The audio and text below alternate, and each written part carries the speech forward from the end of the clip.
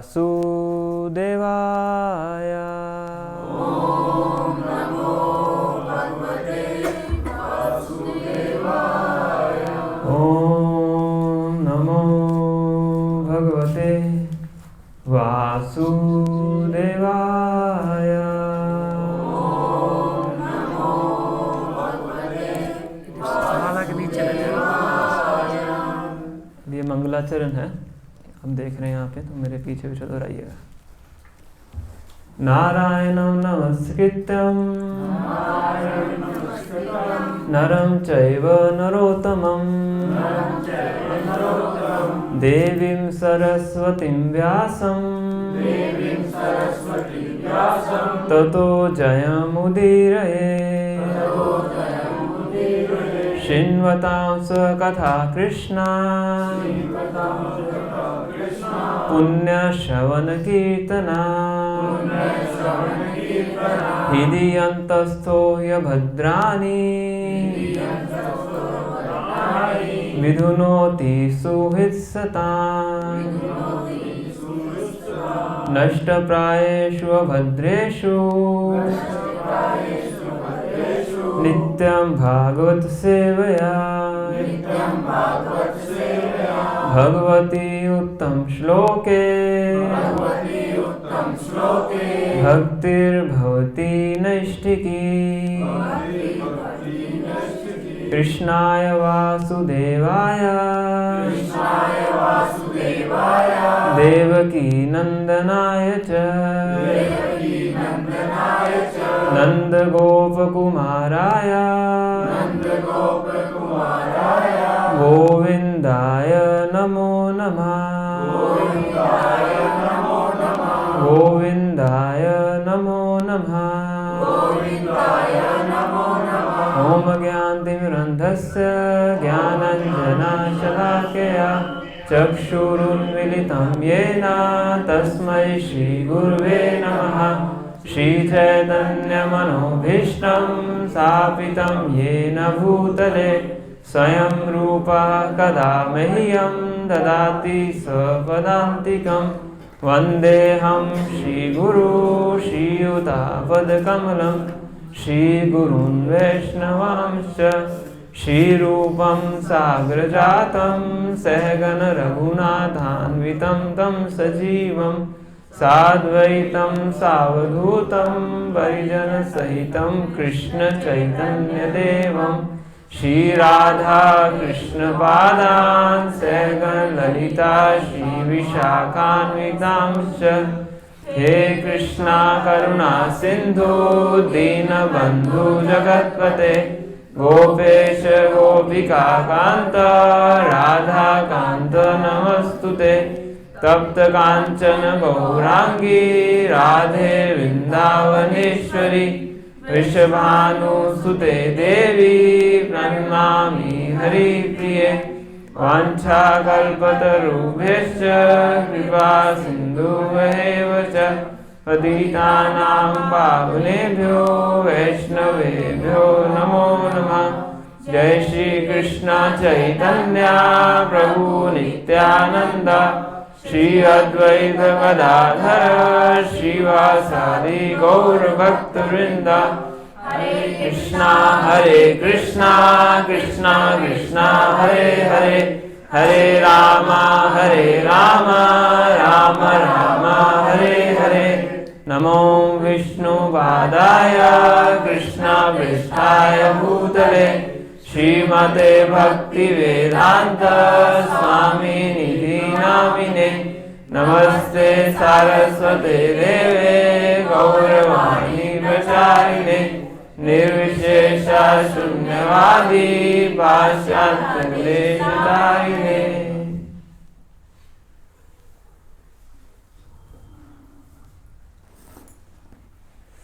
हरे कृष्ण। तो आप सबका स्वागत है आज की कक्षा में। तो ये मंगलाचरण है, जो ये 3 श्लोक हमने उच्चारण किए। हर रोज़ इसका क्लास से पहले उच्चारण किया जाता है। मैं इसको ग्रुप में शेयर कर दूंगा, आप सब इसको बाद में देख सकते हैं। तो लास्ट क्लास में हमने सेकंड वर्स डिस्कस किया था, first canto first chapter verse number 2, तो उसमें से कुछ पॉइंट्स बताना चाहेंगे क्या हमने डिस्कस किया था? दिशा निर्देश के बारे में बताया था। उसमें चीटिंग रिलीजन्स के बारे में। चीटिंग रिलीजन क्या होते हैं? ये धोखा देने वाले जो धर्म होते हैं। वो तो आपने हिंदी में ट्रांसलेट कर दिया है ना। धोखा देने वाले का मतलब क्या है? धोखा देने का मतलब क्या है? मतलब जो गलत बताते हैं, जैसे खुद को भगवान बताते, सही बातें नहीं बताते कि असलियत में भगवान कौन है, उनके धाम कौन सा है, कैसे भगवान तक पहुंचा जा सकता है, असत्य तरीके से शास्त्रों में ही वर्णन है उन धर्मों का भी। बताते क्या हो, उनका लक्ष्य क्या है? मतलब जो डायरेक्ट जो कृष्ण जी का होता है मेन वो ना बता के कुछ दूसरा बताते हैं। दूसरा क्या बताते हैं? क्या क्या बताएं? भौतिक प्रगति के बारे में, है ना। जो भी वो चीज़ें बताते हैं वो क्या है? शरीर से संबंधित है, कैसे इंद्र तृप्ति करें, है ना। शरीर से ऊपर का वो नहीं बता पाते, तो वो भी शास्त्र में वर्णित है, वो भी धर्म का ही पार्ट है, भगवान के द्वारा ही बताया गया है, पर जो परम लक्ष्य है उसके बारे में वो नहीं बता पाते, है ना। तो फ़ोन अब इन्हें सब साइलेंट कर लीजिए, है ना, वरना फिर बीच में क्लास में डिस्टर्बेंस होगी।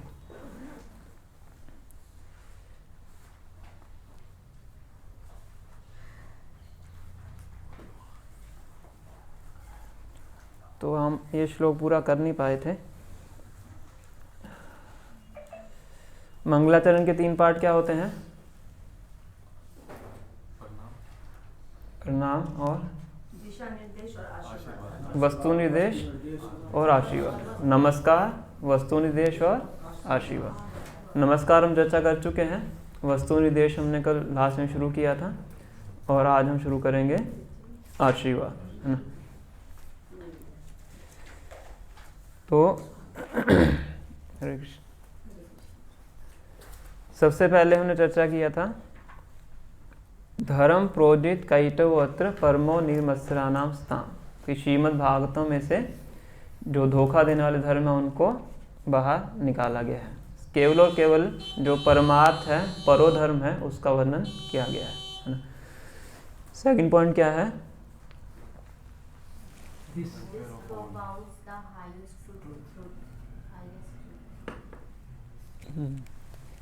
कि भागवतम परम सत्य के बारे में बताता है।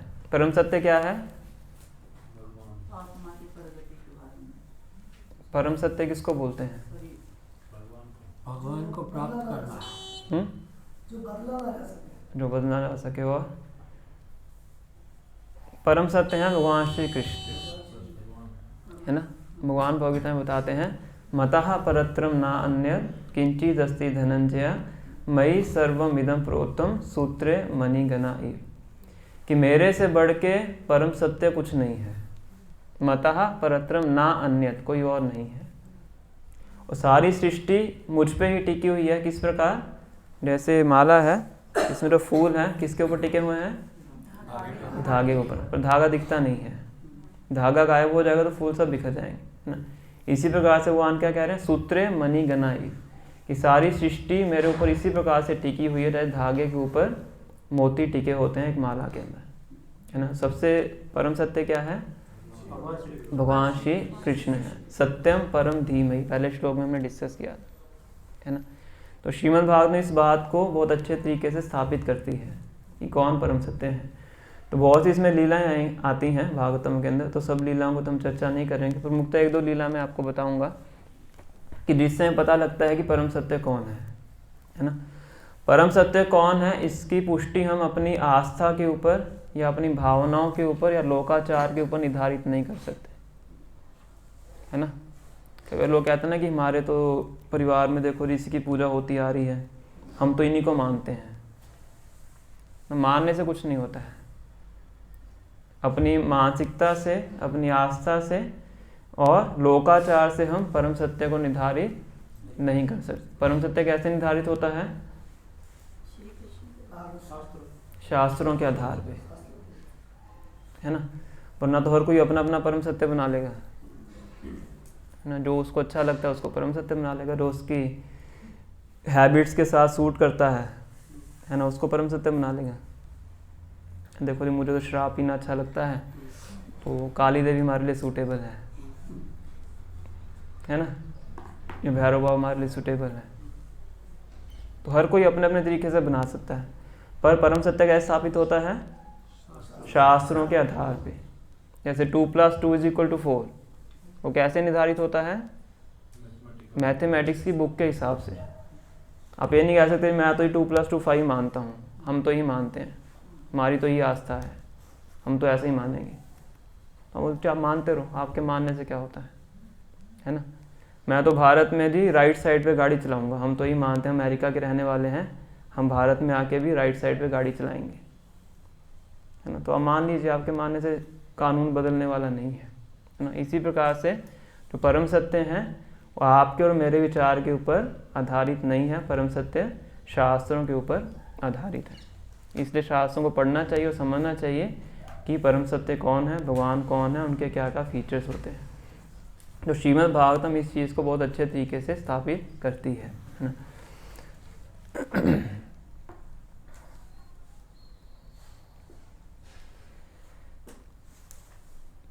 तो इस फोटो में क्या देख रहे हैं आप?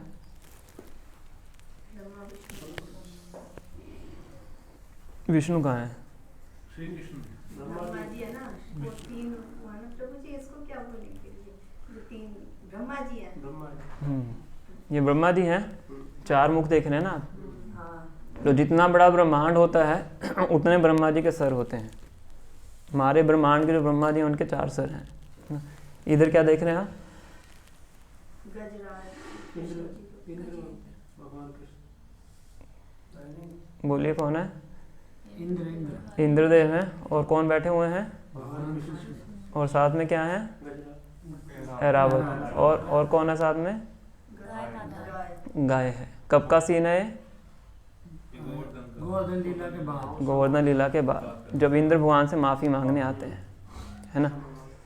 तो गोवर्धन लीला करने का भगवान का एक अभिप्राय ये भी था कि भगवान ये स्थापित करना चाहते थे कि परम पुरुषोत्तम कौन है, सुप्रीम अथॉरिटी कौन है ना। गोवर्धन लीला के बारे में सब जानते हैं, पर आई थिंक इस लीला के बारे में हम नहीं जानते होंगे, ब्रह्मा जी वाली लीला।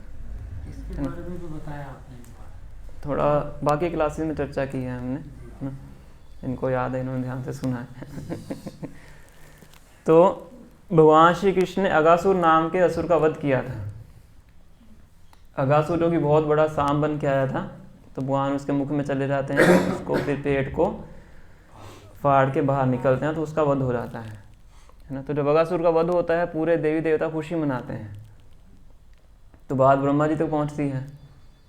तो ब्रह्मा जी देखने आते हैं, ऊपर से देखते हैं कि ये तो बहुत बड़े राक्षस का वध हो गया, राक्षस का वध हो गया। तो किसने किया है? कहते कृष्ण ने किया है। कृष्ण को है ना, ब्रज के अंदर छोटा सा बच्चा है, देवताओं ने उनको बताया। तो कहते कि वो भगवान है, हमने सुना है कि वो भगवान है। तो ब्रह्मा जी कहते हैं कि मैं एक बार खुद जाके देखता हूँ, है ना। हालांकि भगवान श्री कृष्ण किनके बुलाने पे आए थे? ब्रह्मा जी के बुलाने पे ही आए थे। ब्रह्मा जी सभी देवताओं को लेके क्षीर सागर पे के पास जाके प्रार्थना करते हैं क्षीरोदक्षाई विष्णु से। फिर आकाशवाणी होती है कि जो कृष्ण हैं वो आएंगे। वो मतलब दर्शन नहीं कर पाते, उनको बस मैसेज ट्रांसमिट होता है ना। और ब्रह्मा जी को विश्वास नहीं हो रहा था कि वो छोटा बच्चा कैसे भगवान हो सकता है, सब कहते थे। तो ब्रह्मा जी स्वयं परीक्षा करने आते हैं, और जैसे ही वो ब्रज में पहुंचते हैं तो क्या दृश्य देखते हैं कि भगवान श्री कृष्ण अपने सभी ग्वाल बालों के साथ बैठे हुए हैं। अन्य शास्त्रों में इसकी चर्चा आती है। तो भगवान जब अपने ग्वाल बालों के साथ जाते थे जंगल के अंदर, तो उनकी माताएं सबको लंच बांध के देती थी। सभी बच्चे अपने अपना लंच बॉक्स लेके आते थे, पेड़ वगैरह पे टांग देते थे, है ना, और सब मिल बांट के खाते थे। और जब भगवान के साथ बैठ के खाते थे तो भगवान का जूठा भी खाते थे, भगवान को बिना जूठा दे देते थे। आधा लड्डू खाते थे, आधा जूठा लड्डू भगवान के मुंह में डाल देते थे, है ना। भगवान कहते मुंह खोलो, तुम्हारे मुंह में लड्डू डालेंगे। भगवान मुंह खोलते थे, आंखें बंद करके उनके मुंह में फूल डाल देते थे, कड़वे वाला। तो इस प्रकार की लीलाएं होती थी। उनके एक सखा थे जिनका नाम था मधुमंगल। जो कि ब्राह्मण परिवार से थे, है ना। तो ब्राह्मण अधिकांशतः मधुकरी करके जीवन व्यापन करते हैं। मधुकरी मतलब 2-3 घरों में जाके भिक्षा मांगी, इस तरह से जीते हैं, और अपना बाकी समय जो है वो भगवान की भक्ति में या शास्त्र अध्ययन करने में लगाते हैं। तो उनकी माता भी इस प्रकार से करती थी। तो उन्होंने उस दिन उनको छाछ बांध के दी थी मटके के अंदर, और वो छाछ 3-4 दिन पुरानी थी। किसी ने उनको दी होगी, तो ब्राह्मण दरिद्र होते हैं, तो उन्होंने कहते जो है वो आप ले जाइए, है ना। तो मधुमंगल ने सोचा कि अगर मैं सबके सामने बैठ के पीऊँगा तो कृष्ण मांगेंगे, तो कृष्ण को तो ये पुरानी छाछ देनी नहीं चाहिए, है ना। तो जिनका भगवान से प्रेम होता है तो भगवान को सबसे उत्तम वस्तु देना चाहते हैं, है ना। ऐसा नहीं कि जो हमारे काम का नहीं है, किसी काम का रानी जाके मंदिर में दे के आए, है ना। तो उन्हें सोचा कि ये कृष्ण के योग्य नहीं है। तो उठ के जाते हैं, एक पेड़ के पीछे छुप के खुद पीना शुरू कर देते हैं ताकि कोई देखे ना। अब भगवान तो अंतर्यामी है, हालांकि ग्वाल बाल की भूमिका में है, और कोई उनको भगवान समझते भी नहीं थे, है ना। तो कृष्ण से प्रेम करते थे, तभी तो जूठा खिलाते थे, है ना, वरना तो जूठा टच भी हो रहा है तो मंदिर में जाता नहीं है ना। तो भगवान ने देखा कि वो दूर जाके छाछ पी रहा है, तो भगवान उसके पीछे चले गए, है ना, कि अकेला अकेला पी रहा है। तो मधुमंगल ने देख लिया कि कृष्ण आ रहे हैं, है ना।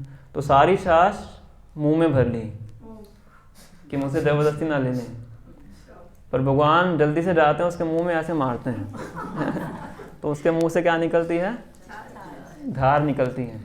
तो मुंह खोल के उस धार को अपने मुंह में ले लेते हैं। अब ये दृश्य ऊपर से ब्रह्मा जी देख रहे हैं, कहते कि ये भगवान नहीं हो सकता है ना। भगवान की पूजा तो पुरुषोक्त प्रयास करके की जाती है। भगवान की पूजा के लिए इतने विधि विधान होते हैं, इतनी स्वच्छता का विचार किया जाता है, तो ये तो दूसरे मुंह से निकला हुआ सीधा अपने मुंह में ले रहे हैं, इतना जूठा खा रहे हैं, और ग्वाल बाल इस प्रकार से इनके साथ व्यवहार कर रहे हैं। तो ये भगवान नहीं हो सकता। मुझे क्या करना है, टेस्टिंग करनी है, परीक्षा लेनी है। तो यहाँ पे ब्रह्मा जी की गलती शुरू हो जाती है ना। तो ब्रह्मा जी क्या कहते हैं, भगवान की परीक्षा लेने। तो ब्रह्मा जी क्या करते हैं, उन ग्वाल वालों के जितने भी गाय और बछड़े होते हैं उनको चुरा लेते हैं, चुरा के अपने धाम में छुपा देते हैं। तो सभी बच्चे परेशान हो जाते हैं कि ग्वाल बाल ये हमारे गाय बछड़े कहाँ चले गए। तो भगवान कहते ठीक है तुम खाते रहो, मैं देख के आता हूँ। तो भगवान जाते हैं, गुफाओं के अंदर जाते हैं, जंगलों में जाते हैं, हर जगह पे बछड़ों को ढूंढते हैं, कोई मिलता नहीं है। और वापिस आते हैं तो क्या देखते हैं, ग्वाल बाल भी चले गए। ब्रह्मा जी उनको भी ले जाते हैं ना। ब्रह्मा जी वैसे उनको योग निद्रा में सुला के अपने धाम में जाके सुला देते हैं, इसे चुरा के ले जाते हैं और वहाँ से चले जाते हैं। भगवान समझ जाते हैं कि इसने कार्य किया है, चतुर्मुख ब्रह्मा ने कार्य किया है ना। तो भगवान क्या करते हैं, भगवान चाहते हो जबरदस्ती भी सभी ग्वाल वालों को वहाँ पे वापस ला सकते थे। तो भगवान कहते हैं मुझे टेस्ट करने आया है। तो भगवान अपना विस्तार कर लेते हैं उसी असंख्य ग्वाल बालों के और बछड़ों के रूप में, एक्सपेंशन कर लेते हैं, है ना। सब बिल्कुल हूबहू ऐसे ही, और वैसे उनका जैसा ऐसा व्यवहार था, बिहेवियर था, बिल्कुल उस तरह से अपना विस्तार कर लेते हैं और सबको साथ में लेके ब्रज में वापिस चले जाते हैं। और ब्रज में कोई पहचान नहीं पाता कि ये कौन है, होते कौन है, सब कृष्ण ही है। माताएं भी अपने बच्चों को पहचान नहीं पाती, अदरवाइज जो माता होती है हमेशा अपने बच्चों को किसी परिस्थिति में पहचान सकती है ना। पर क्योंकि भगवान ही है, भगवान ने अपना विस्तार किया है, तो कोई भी अपने बच्चे को, बेटे को भी पहचान नहीं पाती। बल्कि उनका जो प्रेम होता है अपने बच्चों के प्रति और ज़्यादा बढ़ जाता है। कि ब्रज में जो गोपियाँ थी अपने बच्चों से ज़्यादा प्रेम कृष्ण से करती थी, और सब कृष्ण ही है, तो इसलिए उनका प्रेम अपने बच्चों के प्रति और प्रगाढ़ हो जाता है। और जो गाय होती हैं उनका प्रेम, बछड़े भी कृष्ण हैं, उनके प्रति और ज़्यादा बढ़ जाता है। तो 1 साल तक इसी प्रकार से चलता है। कितना? 1 साल। भगवान सुबह आते थे ग्वाल बालों के साथ, बछड़ों के साथ लीलाएं करते थे, शाम को वापस जाते थे। कोई किसी को पता नहीं लगा, बलराम जी को भी पता नहीं लगा। बलराम जी कौन है? कृष्णेर द्वितीय देह श्री बलराम, वर्ण मात्र भेद आहार सब कृष्ण सम। केवल रंग का भेद है कृष्ण और बलराम में। भगवान श्याम कलर के हैं, श्याम रंग के हैं, और बलराम जी गोरे शुक्ल हैं, और कोई भेद नहीं है दोनों में। कृष्णेर द्वितीय देह, भगवान श्री कृष्ण का दूसरा शरीर है। और बलराम जी भी समझ नहीं पाए कि ये कौन है। कि ब्रह्मा जी सभी बछड़ों को, गायों को चुरा के लेके गए थे, और एक क्षण के बाद वापस आ गए थे, एक मोमेंट के बाद, क्योंकि उनको डर लग रहा था कि गलत जगह पे मैं टेस्टिंग कर रहा हूँ, है ना, गलत व्यक्ति से पंगा ले रहा हूँ, है ना। तो एक क्षण में वापस आते हैं, पर ब्रह्मा जी का एक क्षण यहाँ पे क्या है, 1 साल है, टाइम का डिफरेंस है, रिलेटिविटी है। तो इस तरह से ब्रह्मा जी आते हैं, और 1 साल के बाद बलराम जी को थोड़ा सा पता लगता है कि ये कुछ गलत चल रहा है। क्योंकि एक दिन भगवान गाय अपने बछड़े चरा रहे थे, और ग्वाल बाल भी थे, तो पहाड़ के ऊपर से जो गाय थी उनकी दृष्टि अपने बछड़ों पे पड़ती है, और इतना ज़्यादा उनके अंदर प्रेम का वो होता है, प्रभाव पड़ता है, कि पहाड़ से नीचे कूद कूद के आती हैं, है ना। जब गायें आती हैं उनके पीछे ग्वाले भी आते हैं, बड़े गुस्से में आ जाते हैं कि ये सब गाय इस प्रकार से भागी हैं। जब नीचे आते हैं भाग के, तो देखते हैं उनकी निगाह अपने बच्चों पे पड़ती है, और जब अपने बच्चों को देखते हैं सारा गुस्सा भूल जाते हैं, उनको गोद में उठा लेते हैं, उनसे प्रेम करने लगते हैं। तो बलराम जी को लगता है कि इतना प्रेम तो केवल कृष्ण से ही हो सकता है, तो ये बच्चे इनके बच्चे नहीं हैं। बलराम जी समझ आते हैं, है ना। फिर कृष्ण भगवान से पूछते हैं, तो कृष्ण भगवान सब बताते हैं। तो 1 साल पूरा हो ही चुका होता है ना। तो 1 साल के बाद ब्रह्मा जी आते हैं, जाके देखते हैं कि देखता हूँ क्या चल रहा है वहाँ पे। ये कृष्ण दुखी होंगे, किसी से मांग रहे होंगे, इस तरह से कर रहे होंगे, तो पता लग जाएगा ये भगवान नहीं है। जब ब्रह्मा जी आगे देखते हैं सब कुछ वैसे ही चल रहा है जैसे 1 साल पहले चल रहा था, है ना। तो बड़े मोहित हो जाते हैं, कहते हैं कि ये तो शायद वही वाले यहाँ पे आ गए हैं। फिर अपने धाम में जाके देखते हैं वो तो वहाँ सो रहे हैं। फिर यहाँ पे आके देखते हैं वो तो यहाँ पे, पूरे मोहित हो जाते हैं। बताया इतने मोहित हो जाते हैं कि अपने हंस वाहन से नीचे गिर जाते हैं। फिर भगवान श्री कृष्ण को क्या दिखाते हैं कि जितने भी ग्वाल बाल और बछड़े होते हैं सब चतुर्भुज विष्णु का रूप ले लेते हैं। क्योंकि ब्रह्मा जी तो विष्णु को ही जानते थे, ब्रह्मा जी तो कृष्ण को जानते नहीं थे, उनके आराध्य देव क्षीरोदक्ष ही विष्णु हैं। तो जब देखते हैं कि सभी चतुर्भुज विष्णु रूप में आ जाते हैं, सब तब समझ में आता है कि ये सब कौन है, ये कृष्ण के ही विस्तार है। और उनके देखते देखते सभी चतुर्भुज विष्णु के रूप भगवान श्री कृष्ण के अंदर सम्मिलित हो जाते हैं। फिर उनको पता लगता है कि मैंने कितनी बड़ी गलती की है। फिर आते हैं और यहाँ पे देखिए आके उनसे क्षमा मांग रहे हैं। और भगवान उसी तरह से खड़े हैं जैसे 1 साल पहले खड़े थे।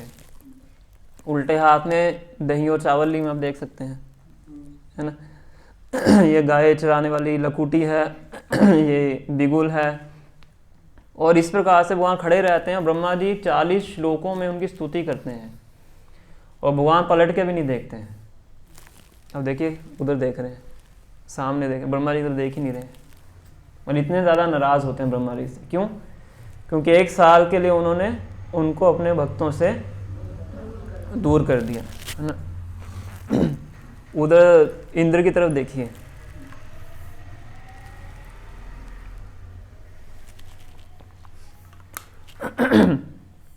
इंद्र ने बल्कि ब्रह्मा जी से बड़ा अपराध किया था। इंद्र ने क्या कोशिश की थी? पूरे ब्रज को मार दूंगा, है ना। पर उससे क्या हुआ था? भगवान और भगवान के भक्त 7 दिन 7 रात तक इकट्ठे हो गए थे, है ना। तो इसलिए भगवान इंद्र से ज़्यादा रुष्ट नहीं थे। इसके कारण तो मुझे भक्तों के साथ इकट्ठे रहने का मौका मिला, क्योंकि सभी भक्त इकट्ठे नहीं हो पाते थे, है ना। दिन में भगवान ग्वाल बालों के साथ जाते थे, रात में भगवान गोपियों के पास होते थे, और सुबह के समय में यशोदा माता के पास होते थे। पर सभी चारों अलग अलग प्रकार के जो भक्त कभी इकट्ठे नहीं होते थे। पर 7 दिन 7 रात तक क्या हुआ? बिना किसी रुकावट के सब इकट्ठे हो गए। तो इंद्र से भगवान पर ज़्यादा रुष्ट नहीं थे, इसलिए आप देखें इंद्र की तरफ देख भी रहे हैं, उनको क्षमा भी कर देते हैं। पर ब्रह्मा जी की तरफ भगवान देखते भी नहीं, है ना। तो इससे हमें समझ में आता है कि कोई भी देवी देवताओं के जितने भी वो हैं, हेड हैं, वो भी सब क्या हैं? भगवान के अधीन है। अकेला ईश्वर कृष्णा आर सब भृत्या, रारे जैसे नचाए ताइछे करे नृत्य। सभी एकमात्र ईश्वर कौन है? कृष्ण है, बाकी सब क्या है? उनके सेवक। ये चैतन्य चेतामृत में बताया गया है। ताइरे जैसे कहे ताइछे करे नृत्य, कि जैसे वो कहते हैं इस प्रकार से वो कार्य करते हैं, है ना। तो आदम के 10वें स्कंद में एक और कथा आती है कि एक बार सरस्वती नदी के किनारे पे बहुत से ऋषि मुनियों की सभा चल रही होती है ना। और सभी ऋषि मुनि कहते हैं कि हम सबसे पहले अग्र पूजा जैसे होती है, सबसे मेन पूजा होती है कि भगवान की जाती है ना। तो एक तरह से वो कहते हैं कि भगवान कौन है पता ही नहीं है। जितनी भी ऋषि मुनियों की सभा थी कि ब्रह्मा विष्णु महेश इनमें से श्रेष्ठ कौन है, कौन भगवान है। तो क्या करते हैं, अपने में से एक हेड को चूज करते हैं, भृगु मुनि, कि तुम जाके पता करके आओ पूरे ब्रह्मांड में जाके कि इन तीनों में से तीनों गुणों के ऊपर त्रिगुणातीत कौन है, मतलब भगवान कौन है। हालांकि भृगु मुनि को तो सब पता था, पर एक टेस्टिंग के लिए वो जाते हैं। सबसे पहले जाते हैं ब्रह्मा जी के पास। ब्रह्मा जी कौन है भृगु मुनि के संबंध में? भृगु मुनि के ब्रह्मा जी क्या लगते हैं? बेटे, पिताजी हैं। भृगु मुनि के ब्रह्मा जी पिताजी है ना। तो भृगु मुनि जाते हैं उनके पास। तो जो पुत्र पिता से मिलता है तो सबसे पहले प्रणाम करता है ना। ये शिष्टाचार है, एटिकेट है। आजकल तो ऐसा नहीं होता है, आज तो हाय बोलते हैं, है ना। पर पहले ऐसे होता था। अभी भी जो वैदिक सभ्यता का पालन करते हैं इस प्रकार से करते हैं। तो ब्रह्मा जी जाते हैं, भृगु मुनि जाते हैं ब्रह्मा जी से मिलने, पर ब्रह्मा जी को प्रणाम नहीं करते हैं, है ना। मतलब क्या कि उन्होंने मन से अपराध किया। तो ब्रह्मा जी को गुस्सा आता है, पर ब्रह्मा जी फिर भी रोक लेते हैं, चलो बेटा है ना, तो ऐसा नहीं करना चाहिए। ब्रह्मा जी क्या है, रजोगुण के अधिष्ठाता है, तो किसी प्रकार से अपने गुस्से को रोकते हैं। तो भृगु मुनि समझ आते हैं कि इनको गुस्सा आ रहा है, मतलब तीनों गुणों से ऊपर नहीं है ना, तो ये भगवान नहीं हो सकते। फिर आगे जाते हैं शिव जी के पास। शिव जी क्या हैं भृगु मुनि के भाई, है ना। तो शिव जी के पास जाते हैं, शिव जी गले लगाने आते हैं कि भाई आया है ना। समकालीन व्यक्ति से मिलता तो हम गले लगा के मिलते हैं। तो शिव जी गले लगाने वाले होते हैं, दूर हटो, मेरे पास मत आओ, शमशान में रहते हो, नहाए भी हो कभी, इतना गंदा तुम्हारा शरीर है, गले में खोपड़ियाँ डाल के रखते हो, सांप पहन के रखते हो। तो शब्दों से उनका अपमान करते हैं। ब्रह्मा जी का अपमान किया था मन से, प्रणाम नहीं किया। शिव जी का अपमान किया उन्होंने शब्दों से। और शिव जी के यहाँ तमोगुण के अधिष्ठाता हैं ना, उसको डोमिनेट कंट्रोल करते हैं। खुद तमोगुण में नहीं है पर तमोगुण को कंट्रोल करते हैं ना।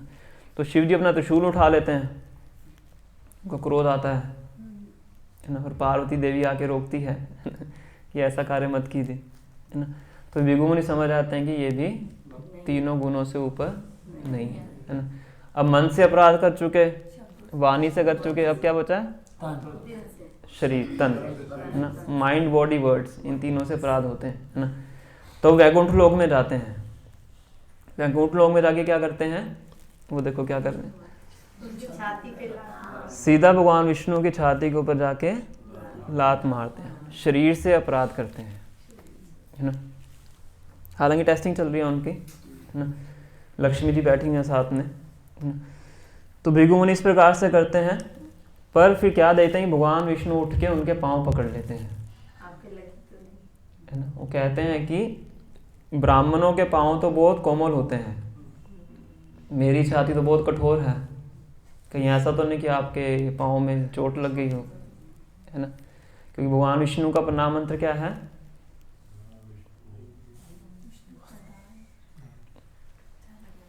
नमो ब्रह्मण्य देवाय गो ब्राह्मण हिताय च जगद हिताय कृष्णाय गोविंदाय नमो नमः। नमो ब्रह्मण्य देवाय, किनके देव हैं?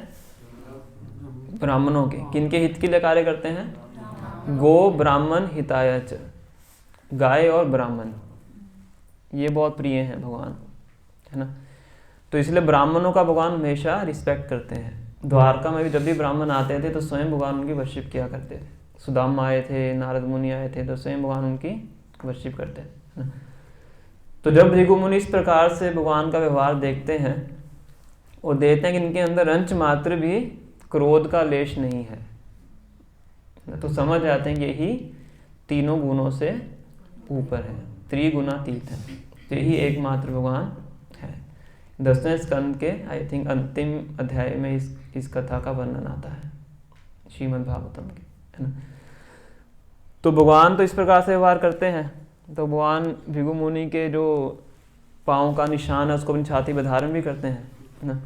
पर लक्ष्मी देवी को अच्छा नहीं लगता है, तो इसलिए लक्ष्मी देवी कहते हैं कि आज से ब्राह्मण हमेशा दरिद्र रहेंगे।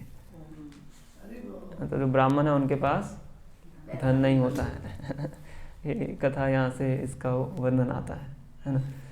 तो इस प्रकार से बहुत सी ऐसी भागवतों में कथाएं हैं कि जिनसे हम ये समझते हैं कि कृष्ण ही परम पुरुषोत्तम भगवान है, और पूरी भागवतम इसी के इर्द गिर्द घूमती है। शुरुआत में ही शिला व्यास देव स्पष्ट कर देते हैं कि देवी देवताओं की बात छोड़िए कि इवन जो भगवान के अन्य विस्तार भी हैं, भगवान की विष्णु फॉर्म्स हैं, नारायण फॉर्म्स हैं, वो भी क्या है, सब भगवान के बाद ही प्रकट होते हैं, है ना। जैसे इसके दूसरे तीसरे अध्याय में व्यास देव भगवान के 20 या 22 ऐसे अवतारों का वर्णन करते हैं, अलग अलग अवतारों के बारे में बताते हैं, और अंत में निष्कर्ष बताते हैं एते च अंश कला पुंसा कृष्णा सु भगवान स्वयं इंद्रारी व्याकुलम लोकम मृड्यंती युगे युगे, कि जितने मैंने अवतारों का वर्णन किया सब क्या हैं, एते च अंश अंश मतलब उनके पार्ट एंड पार्सल है। एते च अंश कला पुंसा कृष्णास्तु भगवान स्वयं, भगवान कौन है, कृष्ण है, आदि पुरुष कृष्ण है, बाकी सब क्या है, उनके अंश हैं या अंशों के अंश हैं। ब्रह्मा जी प्रार्थना करते हैं गोविंदम आदि पुरुषम तमहम भजामि, ना। और शिव जी पार्वती देवी को बताते हैं आराधना नाम सर्वेशाम विष्णु आराधना परम तस्मात् परत्रम देवी तदिया नाम समर्चन, कि जितनी प्रकार की आराधना है उन सब में से टॉपमोस्ट आराधना क्या है, आराधना नाम सर्वेशाम विष्णुर आराधनम परम, भगवान विष्णु की आराधना क्या है, श्रेष्ठ है, और भगवान विष्णु से भी श्रेष्ठ एक आराधना है तस्मात् परत्रम देवी तदिया नाम सम अर्चनम, कि जो चीज़ें भगवान से संबंधित हैं उनकी आराधना भगवान विष्णु की आराधना से भी श्रेष्ठ है। भगवान के भक्त हैं या भगवान को ऑफर जैसे मालाएं हैं, है ना, इनकी उपासना कैसे है, भगवान से भी श्रेष्ठ है, इसलिए इनका कभी निरादर नहीं करना चाहिए, है ना। कई बार हम पहनाते हैं ना, वो सब नीचे फैल जाते हैं, फिर सब उसके ऊपर पाँव लेके चलते हैं, तो इसलिए इसको मना किया जाता है करने के लिए, है ना। भगवान ने जो चीज़ें इस्तेमाल की हैं, भगवान के वस्त्र हैं, आभूषण हैं, वो सामान्य नहीं होते हैं, वो पूजनीय होते हैं। तदिया वस्तु उसको बोलते हैं, तदिया नाम सम अर्चनम, उनकी जो अर्चना है भगवान श्री विष्णु की अर्चना से भी श्रेष्ठ है। भक्तों की अर्चना से भगवान ज़्यादा प्रसन्न होते हैं अपनी अर्चना के बजाय। इसमें तुलसी महारानी की पूजा करते हैं, है ना, गुरु की पूजा करते हैं, उससे भगवान ज़्यादा प्रसन्न होते हैं, है ना। तो अलग अलग शास्त्र में अलग अलग जगहों पे हमें इस चीज़ का पता लगता है कि परम सत्य कौन है, तो इसके बारे में हमारे मन के अंदर दुविधा नहीं होनी चाहिए। तो श्रीमद् भागवतम इसी चीज़ को स्थापित करती है ना। तो आगे और चीज़ें बताई गई हैं, इसमें पूरा तो हम चर्चा नहीं करेंगे, आगे वाले श्लोक में हम जाएंगे कि जो श्रीमद् भागवतम है सबके वेलफेयर के लिए है ना। त्राप त्रय उन्मूलनम, है ना, कि इस जगत में 3 प्रकार के कष्ट हैं। किसको पता कौन कौन से कष्ट हैं,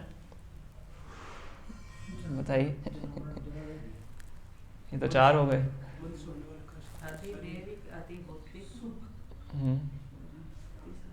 आध्यात्मिक, तो अच्छा सुना, माता जी ने पहले भी आंसर दिया था 2 प्रश्नों के आंसर दिए, है ना, बहुत अच्छा। आदि भौतिक, आदि दैविक और आध्यात्मिक, ये 3 प्रकार के क्लेश बताए जाते हैं। आदि भौतिक मतलब जो दूसरे जीव आत्माओं के द्वारा दिया जाता है, ईर्ष्यालु लोगों के द्वारा, जानवरों के द्वारा। आप मच्छर को नहीं काटते पर मच्छर आपको काटता है ना? तो ये कौन सा क्लेश है? आदि भौतिक। आदि दैविक है, जो कि देवताओं के द्वारा या प्रकृति के द्वारा दिया जाता है। फ्लड आ गया, भूचाल आ गया, भूकंप आ गया, सूखा पड़ गया, इसके ऊपर आपका कंट्रोल नहीं है। ये हो गया आदि दैवी। आध्यात्मिक है जो हमारे शरीर और मन से होता है ना? मन से कष्ट होता कि नहीं है ना? मन तो जड़ है कष्टों की ना। चाहे जीवन में समस्या ना भी हो तो मन पैदा कर देता है मन ऐसे दिखा देगा आपको कि बड़ा खतरनाक आपका जीवन है, इसे लोग सुसाइड कर लेते हैं, है ना? तो ये कष्ट किसके द्वारा होता है? मन के। तो अगर कोई भागवतम का अध्ययन करता है तो इन तीनों प्रकार के कष्टों से छुटकारा प्राप्त करता है केवल भागवतम का अध्ययन करके। तापत्रय उन्मूलना, है ना? और ये जो भागवतम है पूरे विश्व के लिए, पूरे जन समाज के लिए हितकारी है ना? इसलिए प्रभुपाद ने इसका ट्रांसलेशन किया इंग्लिश भाषा में, है ना? कि पूरे विश्व में लोग इंग्लिश को जानते हैं, इंग्लिश लिंकिंग लैंग्वेज है, इसलिए प्रभुपाद ने इसको इंग्लिश लैंग्वेज में ट्रांसलेट किया है ताकि हर व्यक्ति तक श्रीमद् भागवतम पहुंच सके। किसी को आप खुश करना चाहते हो, किसी के लिए कुछ भला करना चाहते हो, उसका सबसे अच्छा तरीका क्या है? उसको हम श्रीमद् भागवतम दें।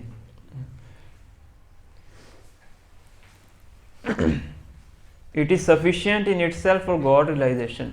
भगवान का साक्षात करने के लिए, भगवान को समझने के लिए श्रीमद् भागवतम अपने आप में पर्याप्त है। किसी और ग्रंथ की आवश्यकता नहीं है। अपने आप में क्या है?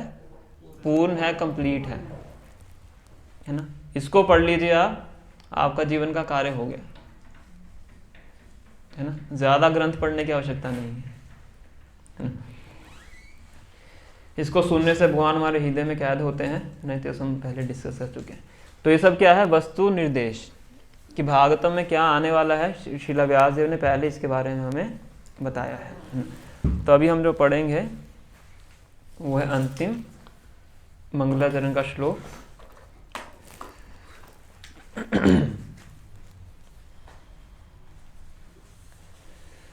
वो है आशीर्वाद।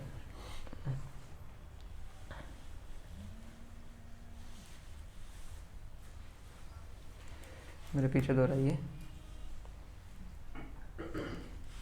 निगम कल्पतरो गलितम फलम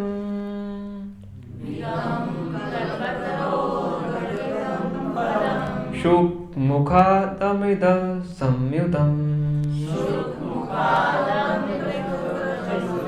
पिबद भागवतम रसम माल्यम मुहुरहो रसिक भुवि भावुका।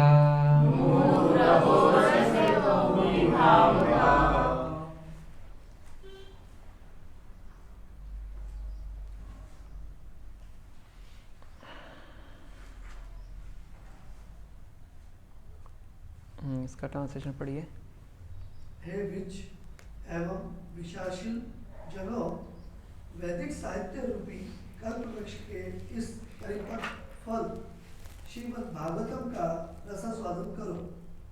यह शील शुकदेव गोस्वामी के मुख से निःसृत हुआ है, अतः यह और भी अधिक रुचिकर हो गया है। यद्यपि इसका अमृत रस मुक्त जीवों सहित समस्त जनों के लिए पूर्ण से ही ऐश्वर्य था। तो व्यासदेव कह रहे हैं कि श्रीमद् भागवतम को पढ़ो, सुनो और रस का स्वादन करो, रेलिश करो। जैसे कोई चीज़ होती है ना, बच्चों को कोई स्वादिष्ट चीज़ आप देते हैं तो बच्चे क्या करते हैं? धीरे धीरे लेके खाते हैं, है ना? पूरा स्वाद लेके खाते हैं, है ना? तो व्यासदेव क्या कह रहे हैं? इसको भी स्वाद लेके आप इसको चखो, है ना? मुहुर मतलब बार बार, ऐसा नहीं कि एक बार भागवतम पढ़ ली तो खत्म हो गया, बार बार। मुहुर अहो रसिक भुवि भावुक, है ना? जैसे फल होता है, पका हुआ फल होता है, उसको अगर कोई तोता मुंह लगा देता है तो फल उसको ज़्यादा स्वादिष्ट माना जाता है, ज़्यादा मीठा हो जाता है ना? तो श्रीमद् भागवतम है पूरे वैदिक साहित्य का पका हुआ फल है। निगम, निगम मतलब पूरा वैदिक साहित्य। कल्पत्रोर, कल्पत्रोर मतलब डिजायर ट्री, कल्प वृक्ष। गलितम फलम, पका हुआ फल ना। शुक मुखात अमित दव संयुतम, बोला किसने इसको? सुखदेव गोस्वामी। शुक मतलब पैरेट है ना, क्योंकि सुखदेव गोस्वामी के मुंह से निकला है तो क्या हो गया है? और भी ज्यादा मीठा हो गया है। शुक मुखात अमृत द्रव, अमृत के समान संयुतम। पीबत भागवतम रसम हालम, इसलिए भागवतम के रस को आप कीजिए, पान कीजिए। मुहुर अहो, बार बार कीजिए। रसिक भूवि भावुक है ना, और रस का साधन कीजिए है ना। इस संसार के जितने भी टेस्ट हैं, पांचों इंद्रियों से हम अलग अलग प्रकार का टेस्ट का स्वादन करने का प्रयास करते हैं। आंखों से हम रूप देखते हैं, कानों से हम सुनते हैं, जीवा से हम व्यंजन टेस्ट करते हैं, त्वचा से स्पर्श करते हैं है ना, नाक से सूंघते हैं है ना। तो इनसे हम अलग अलग प्रकार का टेस्ट लेने का प्रयास करते हैं। पर इस संसार के जितने भी टेस्ट हैं वो सब क्या हैं? निरस्वाद हैं, स्टेल हैं है ना। कोई चीज़ आपको बहुत अच्छी लग रही है, कोई रूप आपको अच्छा लग रहा है ना, 10 दिन के बाद अच्छा लगना बंद हो जाएगा। कोई मूवी आपको बहुत अच्छी लगती है, कितनी बार देखोगे उसको? दोबारा नहीं देख पाओगे, 2-3 बार देख लोगे मैक्सिमम। कोई व्यंजन आपको अच्छा लगता है, वो टेस्ट करोगे, कितना खा लोगे? चाहे रोज खा लीजिए, आपका एक दिन आके क्या हो जाएगा उससे? 5-6 दिन के बाद ही हो जाएगा, इसको दूर ले जाओ है ना। तो ऐसी 5 प्रकार का जो रस हम लेते हैं इंद्रियों से, सब क्या है? स्टेल है, हैकनेट बोलते हैं उसको। भौतिक चीज में कोई भी टेस्ट है क्या है? एक समय पे आके वो रसहीन हो जाता है। पर जो आध्यात्मिक टेस्ट है, आध्यात्मिक जो आनंद है, वो कभी भी हैकनेट नहीं होता है, कभी स्टेल नहीं होता है, क्योंकि वो टाइम बाउंड नहीं है ना। हरे कृष्ण महामंत्र एक ही हरे कृष्ण महामंत्र है, हम तो और कोई महामंत्र जपते भी नहीं है, एक ही मंत्र, एक प्रकार का मंत्र जपते हैं। 24 घंटे डिवोटी जपते रहते हैं, कभी उठते नहीं है। प्रभुपाद कहते हैं कि हम 24 घंटे बैठ के हरे कृष्ण महामंत्र का जप कर सकते हैं, फिर भी हमें कोई थकावट नहीं होगी। आप कोई गा सकते हैं गाना 24 घंटे? एक ही गाना हो 24 घंटे गाइए आप नहीं गा पाएंगे है ना। पर हरे कृष्ण महामंत्र जितनी बार भी आप गाएंगे उतना ज्यादा आपको आनंद की अनुभूति होती है। आनंदाम बुद्धि वर्धनम, आम बुद्धि मतलब समुद्र, आनंद के समुद्र में वृद्धि होती है, क्योंकि वो क्या है? भौतिक नहीं, वो क्या है? आध्यात्मिक है। ये भौतिक और आध्यात्मिक, स्पिरिचुअल और मटेरियल चीज में डिफरेंस है। मटेरियल चीज बहुत ही जल्दी हैकनेट हो जाती है, स्पिरिचुअल चीज कभी भी बासी नहीं होती है ना। 50-50 साल से वही मंगल आरती है, वही भगवान के विग्रह हैं, वही महामंत्र है, वही एक तरह की ड्रेस है, तो भक्त लोगों को कुछ उगते नहीं है किसी भी चीज़ से, बल्कि और उसमें वृद्धि होती रहती है। जैसे जैसे टाइम पास होता है व्यक्ति अपने आध्यात्मिक क्रियाओं को और बढ़ाता है। तो ऐसा क्यों होता है? क्योंकि आध्यात्मिक चीज़ कभी भी बासी नहीं होती है, हमेशा फ्रेश रहती है ना। एक बार ऐसी हिज होलिनेस गोपाल कृष्ण गोसाई महाराज से किसी ने पूछा था, तो महाराज कहते हैं कि devotional service is ever fresh like early morning breeze. सुबह की हवा होती है ना तो बहुत अच्छी लगती है सबको। तो कहते हैं भक्ति हमेशा फ्रेश है, किसकी तरह? सुबह की जो अर्ली मॉर्निंग ब्रीज होती है ना। सब लोग पार्क में जाते हैं ना उसको आस्वादन करने के लिए, तो भक्ति क्या है? इस प्रकार से हमेशा फ्रेश है। तो भागवतों को चाहे आप 100 बार पढ़िए, आपको हमेशा क्या लगेगा? फ्रेश लगेगा। हमेशा आपको आध्यात्मिक आनंद की अनुभूति होती है भागवतों को पढ़ के, है ना। तो अगर हमारे जीवन में कोई कष्ट हैं भी, किन किन के जीवन में कष्ट हैं? सबके जीवन कष्ट है, कि संसारी दुखालय है ना। तो उसका निवारण क्या है? कि हम श्रीमद् भागवतों को पढ़ें। केवल पढ़ने से, मनन करने से हम इन तकलीफों से छुटकारा प्राप्त कर सकते हैं। यहाँ हमें इतना मानसिक बल प्राप्त होता है, इमोशनल स्ट्रेंथ प्राप्त होती है कि हम उन समस्याओं से बहुत इजीली जूझ पाते हैं, कुछ ज़्यादा मेहनत परिश्रम नहीं करना पड़ता। क्या जैसे हम ताली मारते हैं तो सारे पक्षी उड़ जाते हैं, इसी प्रकार से अगर हम भागवतम पढ़ते हैं तो अलग अलग प्रकार की समस्याएं हमारे जीवन में से इसी प्रकार से उड़ जाती हैं। इसलिए भक्त होते हैं हमेशा इमोशनली, मेंटली, स्पिरिचुअली स्ट्रांग रहते हैं, क्योंकि श्रीमद् भागवतम का अध्ययन करते हैं। तो ये 3 श्लोकों में श्रीला व्यास देव ने हमें नमस्कार, आशीर्वाद और वस्तु निर्देश प्रदान किया है। तो अभी 10:07 हो गए हैं, तो अभी हम यहीं स्टॉप करेंगे ना? और नेक्स्ट क्लास है फिर हम श्रीमद् भागवतम का जो आगे कथा है उसकी शुरुआत करेंगे। 4थे श्लोक से व्यासदेव भागवतम की शुरुआत करते हैं। तो अभी आपका कोई प्रश्न है, कोई जिज्ञासा है, कुछ कमेंट है तो आप पूछ सकते हैं। मंगलाचरण के 3 पार्ट बताए जाते हैं, नमस्कार, वस्तु निर्देश, आशीर्वाद। एक जो ये अभी आपने बताया था कि सुखदेव गोस्वामी तोता है, ये वही तोता है जो शिव जी के पास कथा सुन ली थी? हाँ, ऐसा ब्रह्म वैवर्त पुराण में कथा आती है, वही है। वही है, तोता को मारने भी गए थे शिव जी, लेकिन वो उड़ गए। वही है सुखदेव गोस्वामी। शिव जी के मुंह से भागवतम सुना था, फिर बाद में जब अपनी माता के गर्भ से जन्म लेते हैं फिर व्यासदेव से भागवतम सुना था सुखदेव गोस्वामी। वो तोता का दूसरा जन्म नहीं है? तोता वो एक्चुअली व्यासदेव अपनी इनको वाइफ को भागवतम सुना रहे होते हैं, तो उनका मुंह खुला होता है और स्तब्ध हो जाते हैं, तो उनके मुंह में घुस जाता है, फिर वो सुखदेव गोस्वामी बन के पैदा होते हैं। तो 16 साल तक गर्भ से बाहर ही नहीं आते हैं, कहते हैं बाहर आऊँगा तो माया पकड़ लेगी मुझे, है ना? तो भी भगवान आते हैं द्वारका से, उनको आश्वासन देते हैं कि माया तुम्हें नहीं पकड़ेगी। 1 सेकंड के लिए रोक देते हो। तो फिर वो शन का तो ऐसा कुछ वर्णन है नहीं यहाँ पे, तभी तो वो बाहर आते थे। वो जैसे ब्रह्म वैवर्त पुराण में बताया गया, मैं वैसे बता रहा हूँ आपको, है ना? तो फिर सुखदेव गोस्वामी का जन्म होता है, तो जन्म लेते ही सीधा वो जंगल की तरफ भागते हैं, पलट के भी नहीं देखते। एक कथा आएगी आगे हम पढ़ेंगे, है ना? व्यासदेव उनके पीछे भागते हैं ना, वो देखते नहीं है पलट के, बड़े वो होते हैं, केयरफुल होते हैं। फिर जंगल में जाते हैं, अपना वहाँ पे बैठते हैं ध्यान, तो उस टाइम पे वो निराकार ब्रह्म के उपासक होते हैं, भगवान के भक्त नहीं होते हैं। तो जंगल में जाके ध्यान लगाते हैं, तो फिर वहाँ से एक समय पे कुछ हंटर गुजर रहे होते हैं, कुछ कहीं पर का भी वर्णन आता है कि व्यासदेव उनको भेजते हैं, तो वो भगवान के गुणों का वर्णन कर रहे होते हैं, भागवतम के श्लोक उच्चारण कर रहे होते हैं।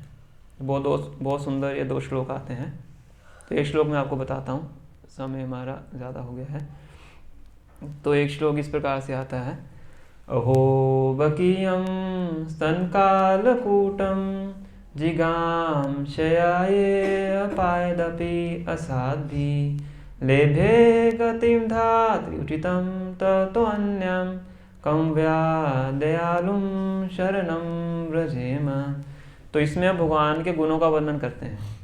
अहो बकीयम स्तन कालकूटम, बकी कौन है? बकासुर की बहन। बकासुर की बहन कौन है? बकी तो है कौन? पूतना। पूतना पता है ना? पूतना क्या करके आई थी कि भगवान को विषैला दूध पिलाऊंगी और मार दूंगी। अहो बकीयम स्तन कालकूटम, कालकूट विष लगा के आई थी, है ना?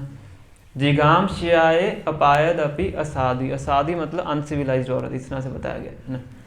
पर भगवान उसको किस दृष्टि से देखते हैं? माँ की दृष्टि से, इच्छा है मुझे दूध पिलाने की, है ना। तो भगवान उसका वध करके उसको गोलोक वृंदावन भेज देते हैं और वहाँ पे अपनी माता बना लेते हैं।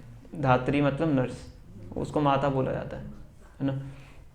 जिघाम शयाय अपायत अपि साध्वी लेभे गतिम, गति मतलब डेस्टिनेशन, क्या डेस्टिनेशन प्राप्त हुई उसको? धात्री उचितम ततो अन्यम, धात्री की पोस्ट प्राप्त होगी एक तरह से गोलोक वृंदावन में। हम क्या कर रहे हैं गोलोक वृंदावन जाने के लिए? 4 नियम पालन करते हैं, 16 माला का जप करते हैं, अलग अलग प्रकार की सेवा करते हैं, इतना परिश्रम कर रहे हैं। तो पूतना कैसे गई? जहर पिला के है ना। लेभे गतिम धात्री उचितम ततो अन्यम कम वा दयालुम शरणम व्रजेमा। तो इससे बड़ा कौन सा ऐसा दयालु व्यक्ति है जिसकी मैं शरण ग्रहण करूं। तो वो हंटर इस श्लोक का उच्चारण कर रहे थे, है ना। तो सुखदेव गोस्वामी की आंखें खुल जाती हैं कि कौन ऐसा दयालु व्यक्ति है भी कि नहीं, है ना। फिर इसके बाद एक और श्लोक उच्चारण करते हैं, वो भगवान के सुंदरता का वर्णन करते हैं। बराहा पीड़म नटवर वपु कर्ण्य और कर्णिकारम, भगवान के अलग अलग वेश का वर्णन करते हैं, है ना। तो इसको सुन के फिर वो सुखदेव गोस्वामी अपने ध्यान से उठ के उनके पीछे भागते हैं। फिर वो कहते हैं कि तुम व्यासदेव से जाके भागवतम सुनो। फिर सुखदेव गोस्वामी आके व्यासदेव अपने पिताजी से आके भागवतम सुनते हैं। फिर आगे जाके परीक्षित महाराज को सुनाते हैं, जो कि फिर हमारे आगे इसी प्रकार से भागवतम हमें मिलती है। ये पूरी इनका डिस्क्रिप्शन आएगा, है ना। डिटेल्ड उनके जीवन का जो ये इंसिडेंट है वो ब्रह्म वैवर्त पुराण में बताया गया है। श्रीमद् भागवतम में थोड़ा ग्लिम्स सा दिया गया है। वो जो उस युग के जब ये चल रहा था सब कि वो उनके आके विष्णु जी के भृंगु जी लात मारते हैं और माता लक्ष्मी श्राप देती है कि ब्राह्मण निर्धन रहेंगे। तो ये कलयुग में इम्प्लीमेंट नहीं है इसका? कलयुग में भी है उसका वो मतलब इफेक्ट इस युग में भी है। तो अब तो ब्राह्मण धनी भी है। जो सही रूप से ब्राह्मण है, वो गरीब। ब्राह्मण कौन है हम काफी बार चर्चा कर चुके हैं, ये बहुत बड़ा विषय है। सिर्फ जन्म लेने से कोई ब्राह्मण नहीं होता है। जैसे जज के घर में जन्म लेने से कोई जज नहीं होता है, उसके लिए योग्यता हासिल करनी पड़ती है। ब्राह्मण की क्या योग्यता है? शोमो दमस तपा शौचम शांतिर आर्जवमेव च ज्ञानम विज्ञानम आस्तिक्यम ब्रह्म कर्म स्वभावजम। ब्राह्मण के अंदर ये क्वालिटीज होनी चाहिए। भगवगीता के 18वें अध्याय में भगवान वर्णन करते हैं, है ना। क्षमा दमा, दमा मतलब sense control, forgiveness sense control, तपा तपस्या, शौचम स्वच्छता, तम श्रमो दमा तपा शौचम शांतिर आर्जवम सिंप्लिसिटी, ज्ञानम शास्त्र अध्ययन होना चाहिए, विज्ञानम शास्त्रों को पढ़ के उसका इम्प्लीमेंटेशन होना चाहिए, ज्ञानम विज्ञानम आस्तिक्यम शास्त्रों में श्रद्धा होनी चाहिए, ब्रह्म कर्म स्वभावजम ये ब्राह्मणों का स्वभाव मतलब क्वालिटीज हैं। और एक्टिविटीज कैसे होनी चाहिए? यजन याजन पठन पाठन दान प्रतिग्रह, यज्ञ करते हैं दूसरों को यज्ञ करना सिखाते हैं, खुद पढ़ते हैं दूसरों को पढ़ाते हैं, है ना। दान लेते हैं और अगर दान आवश्यकता से ज़्यादा हो तो दूसरों को दान देते हैं, बैंक में नहीं डालते हैं, है ना। तो ये 6 एक्टिविटीज़ हैं ब्राह्मणों की जो शास्त्रों में वर्णन की गई हैं। तो इस प्रकार से गुण और कर्म भगवान चौथे अध्याय में बताते हैं, चतुर्वर्ण्य में आशिष्टम गुण कर्म विभागशः, गुण और कर्म एक्टिविटीज़ एंड क्वालिटीज़, उसके आधार पे व्यक्ति ब्राह्मण है, क्षत्रिय है, वैश्य है, शूद्र है, जन्म लेने से नहीं है। तो उस दृष्टि से ब्राह्मण क्या है उसका वर्णन यहाँ पे आता है।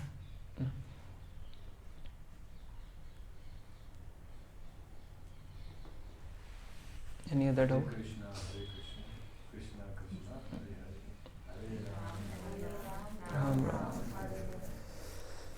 ठीक है, हम यहीं स्टॉप करते हैं। नेक्स्ट क्लास से फिर हम आगे की कथा शुरू करेंगे। श्री श्री राधाधिकरण भगवान की, श्री श्री कृष्ण बलराम की, श्री श्री जगन्नाथ बलदेव सुभद्रा महारानी की, श्री श्री गौर निताई की, जय गुरु शिला प्रभुपाद की, ग्रंथराज श्रीमद् भागवतम की, जय गौर प्रेमानंदे। गुरुजी के लिए बोलेंगे एक बार, हरे कृष्णा कृष्णा कृष्णा कृष्णा हरे हरे, हरे